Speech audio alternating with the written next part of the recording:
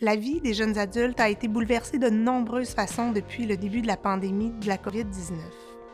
Le début de la vie adulte est marqué par des moments importants tant sur le plan scolaire, professionnel, mais aussi au niveau des relations amicales, amoureuses et familiales. En temps de pandémie, de nombreux défis se sont donc ajoutés.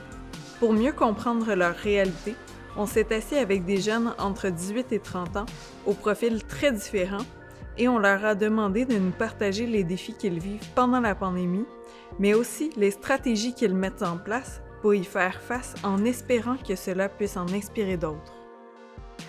Quand on est tombé en télétravail, le problème qu'on a rencontré avec la fermeture des écoles, c'est qu'il y avait le travail qui était à la maison, puis il y avait aussi notre fille qui était à la maison, notre fille de 6 ans.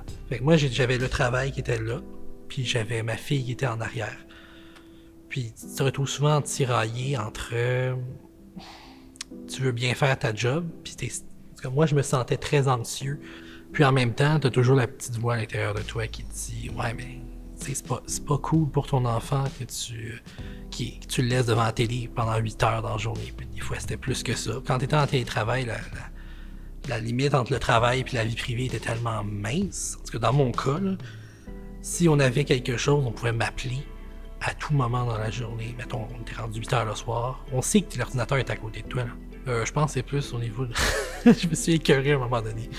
J'étais rendu à dire, écoute, s'il n'y a pas de mort, je réponds pas à ton appel après 5 heures. C'est moi qui a fallu qu'il mette mes limites. Que vous habitiez avec vos parents, seuls, en couple, avec des colocataires, chacune de ces réalités a eu ses particularités. Et certaines situations ont définitivement généré du stress, de l'anxiété et de l'isolement et a exigé beaucoup d'efforts d'adaptation de votre part. Moi, j'ai gradué de l'Université de Montréal en décembre 2019. Donc, je suis rentrée sur le marché du travail en janvier 2020. Puis environ 2 mois et demi après, on est en contexte de pandémie. Donc, j'apprends un peu quel est mon nouvel emploi. Je suis ergothérapeute en CLSC. Toute la structure du CLSC et de notre fonctionnement est un peu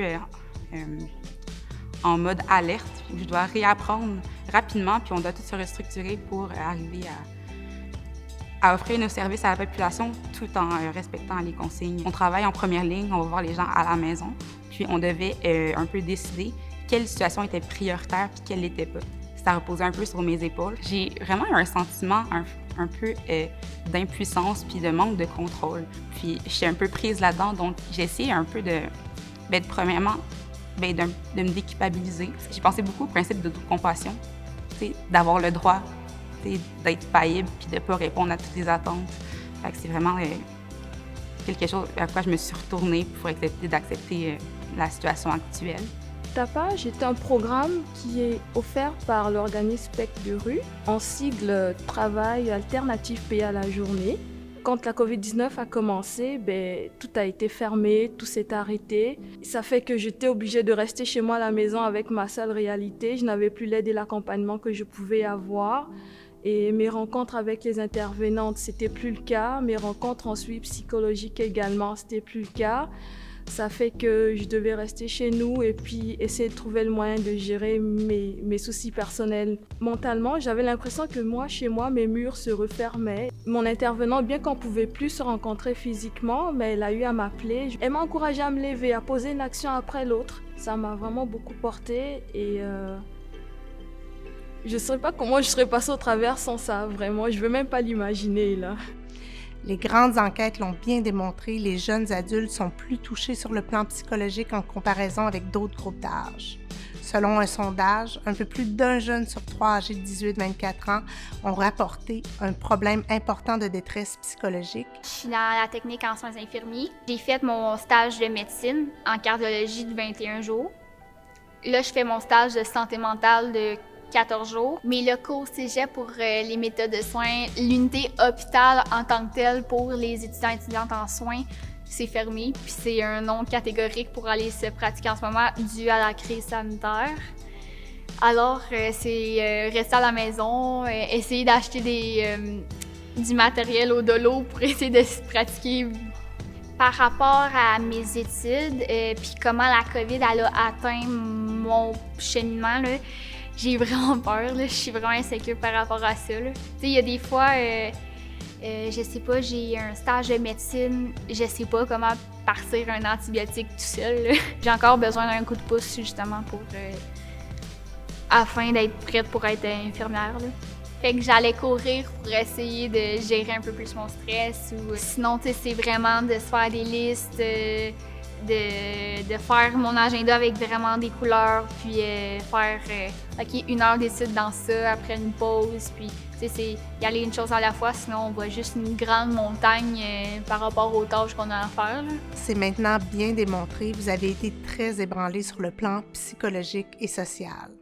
Les contacts sociaux sont importants pour tous, mais encore plus chez les jeunes qui commencent leur vie adulte. Plusieurs d'entre vous ont témoigné d'un sentiment d'isolement, de solitude et d'une impression générale d'être mis à l'écart. En ce moment, j'ai en domicile. Au début de la pandémie, j'étais dans la rue. Selon moi, avec la pandémie, c'est là qu'on a remarqué que ceux qui sont différents sont beaucoup plus réprimandés par le système, donc beaucoup plus vus. Quand tu es dans la rue, tu peux pas... t'as pas vraiment de cercle social défini. Tu peux pas t'approcher parce que t'es pas dans le même cercle familial. Tu dors pas à la même place. Dans la rue, tu dors jamais à la même place. C'est les premiers, surtout durant le couvre-feu, qui sont dehors. Et c'est souvent ceux-là qui mangent le plus de conséquences d'étiquettes. Je l'ai eu la COVID l'été passé. J'ai passé 3 semaines à l'hôpital à cause de ça, donc je sais c'est quoi l'enjeu. Pour m'adapter, moi, au début, j'ai décidé de partir 3 mois, comme un certain temps dans le bois, et d'avoir ma propre cabane, qui était ma tente, mon sleeping. Mais j'étais tout seul, isolé dans le bois. Donc, je respectais en quelque sorte toutes les consignes sanitaires et j'étais moins dans le trouble. Certains facteurs protecteurs peuvent aider les jeunes contre la détresse. Vous pouvez individuellement trouver des stratégies pour agir sur ces facteurs et vous adapter du mieux possible dans les circonstances. Mais votre famille, la communauté, le milieu scolaire, le milieu de la santé, le milieu de travail doivent aussi être sensibilisés à cette détresse chez les jeunes et être au rendez-vous pour vous soutenir durant cette période difficile. Je suis étudiante en technique de comptabilité et de gestion. Aussi, j'ai 2 emplois. Un de mes emplois, c'est de faire de la désinfection dans des établissements de personnes âgées. Puis, mon 2e emploi, c'est de travailler dans une boutique. Quand la COVID est arrivée l'année passée, ça a tout arrêté. Fait que pour moi, ça a vraiment été un défi. Dans le fond, j'ai dû complètement arrêter de travailler. Puis ça a été plus libérateur pour moi de travailler parce que justement, à cause du côté social et tout, là, ça m'a beaucoup aidé. Puis je trouve qu'on a été pas mal... Peut-être que j'exagère sur mon mot, mais comme dénigré, comme si les jeunes, on était tous chez nous à s'asseoir sur le sofa puis à récolter la PCU, tandis que je dis... Moi, tu sais, dans mon contexte à moi, je veux dire, je me suis tout de suite, dès que j'ai pu me trouver un emploi, je l'ai fait, là. Puis, veux pas, on va regarder dans les épiceries ou dans les pharmacies, c'est qui est aux caisses, c'est qui sont là. C'est la majorité, c'était des jeunes, là, on va se le dire sincèrement. Même si j'aimerais ça prendre, tu sais, il y a beaucoup eu, j'ai pu profiter puis faire du me time puis tout ça. J'ai jamais été quelqu'un de même. Fait qu'on dirait que j'ai juste comme, OK, j'ai eu mon emploi, OK, go, juste m'occuper. On dirait que c'est ça, moi, dans ma tête, c'était m'occuper. Je suis policier depuis 8 ans et enquêteur là, depuis 1 an. J'ai vécu pas mal les deux. Je te dirais qu'au début de la pandémie, là, au mois de mars de l'année dernière, j'étais à mes dernières semaines là, sur la patrouille. Fait que c'est sûr que d'appliquer des règles qu'on n'a pas étudiées puis qui sont envoyées par décret, c'est quelque chose qui est particulier un peu. C'est des lois qui sont quand même assez intrusives ou qui peuvent limiter beaucoup là, les droits et libertés de certaines personnes. C'est ça. Des fois, on peut se sentir un peu des fois pris entre l'arbre et l'écorce. Les gens qui sont pas nécessairement contents, puis veulent pas, on n'a pas un travail qui est facile, on n'a pas toujours le beau rôle. Là, c'est sûr que c'est doublement demandant.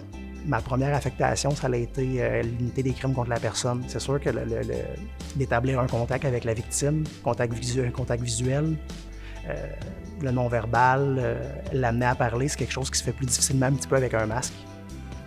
La distanciation, puis les gens, là, quand ils viennent de vivre un traumatisme, là, la dernière affaire qu'ils veulent, c'est de rentrer, de mettre un masque pour se confier à l'intervenant. Écoute, j'essaie de garder une bonne attitude, de garder une attitude positive. On travaille beaucoup déjà dans le négatif, fait qu'on peut pas vraiment se laisser tirer là, vers le bas. My Mental Health Matters, c'est un organisme à but non lucratif dont notre but est tout simplement d'éduquer et de sensibiliser les jeunes, principalement issus des minorités visibles, par rapport à la santé mentale. La plupart des jeunes racisés, souvent, ils viennent des quartiers qui sont un peu plus défavorisés ou sinon qui proviennent de quartiers dont les ressources sont pas autant accessibles que dans les autres quartiers. Donc, encore une fois, puisque ce sont des jeunes qui sont issus des minorités visibles, la plupart d'entre eux, ce sont des enfants d'immigrants ou tout simplement des jeunes immigrés. Et souvent, le sujet qui est la santé mentale, c'est un sujet qui est extrêmement tabou. Si un enfant, disons, démontre un peu une situation de détresse dans le sens que comme qu'il est stressé ou que comme qu'il n'arrive pas à bien s'adapter à la situation, bien la réponse commune des parents, des fois, c'est juste comme « Ah, t'es paresseux » ou « Qu'est-ce que t'as à te plaindre, toi sur ta tête ?» Honnêtement, la pandémie, ça a vraiment révélé comme des problèmes que bien des gens ont essayé d'étouffer pendant des années. Là. Ça crée vraiment un choc, puis c'est vraiment... Après quelques mois, puis on en a entendu parler dans les nouvelles quand on parle de féminicide, quand on parle du taux de suicide qui augmente, quand on parle des élèves qui ont envie de décrocher parce que c'est juste trop difficile d'étudier de la maison et tout. Je pense que la pandémie a vraiment ouvert les yeux à plusieurs par rapport à... Pas juste sur la condition de vie en général, mais juste comme s'ouvrir les yeux puis d'essayer de mieux se comprendre. On se rétablit dans notre propre vie, mais il s'agit aussi du rétablissement de la communauté dans sa globalité. C'est pourquoi il est important de travailler ensemble et se soutenir les uns les autres pour contribuer au bien-être individuel, mais aussi au bien-être collectif. Vous êtes les mieux placés pour identifier les besoins, les actions, les solutions qui favoriseront leur établissement. Je suis un étudiant à McGill en éducation physique.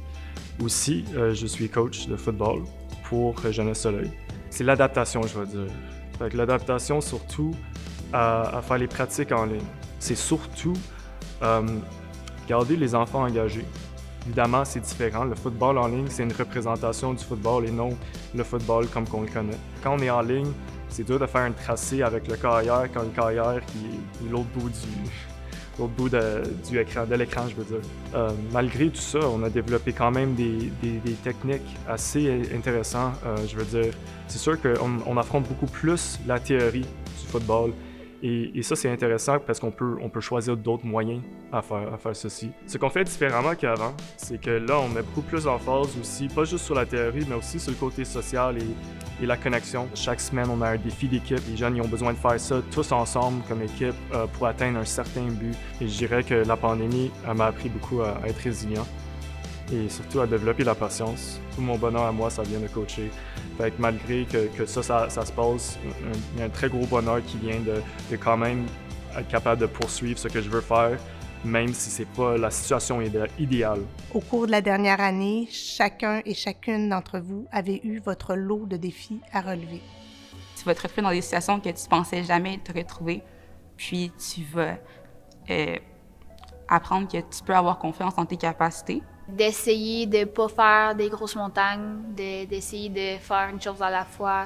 Arrête de te fier à des influenceurs ou arrête de te fier à tout le monde alentour de toi puis focus sur toi. Il y a de l'aide qui existe et puis demain peut annoncer pas toujours des jours meilleurs, mais un avancement ou un début de commencement pour autre chose. Essayer de trouver des nouvelles activités qui respectent les règles puis qui te permettent un peu là, de faire sortir le méchant puis de te changer d'idée. C'est vraiment d'essayer de se recentrer sur soi-même et de focuser sur des choses qui nous font plaisir pour aider à comme surmonter cette pandémie-là. Parce que pour de vrai, comme c'est vraiment tough. T'es pas un extraterrestre, t'es pas bizarre parce que t'es différent, c'est justement accepte-toi différent. C'est ça qui fait ta beauté pour moi. On voit pas la fin, il faut le faire, puis c'est plate à dire, mais c'est pour le bien collectif de tout le monde. À la lumière des témoignages qu'on vient d'entendre, je n'ai pas de doute que nous pourrons nous rétablir et même identifier ensemble des facteurs de résilience sur lesquels miser. Votre résilience, votre créativité, mais aussi votre capacité à prendre soin les uns des autres seront les clés qui nous mèneront à un retour graduel vers une vie plus normale, individuellement, mais aussi collectivement.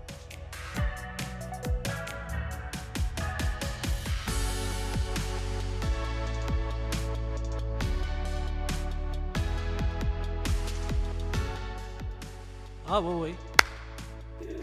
Pour vrai, j'ai tout répondu aux questions. Je me suis pas égarée.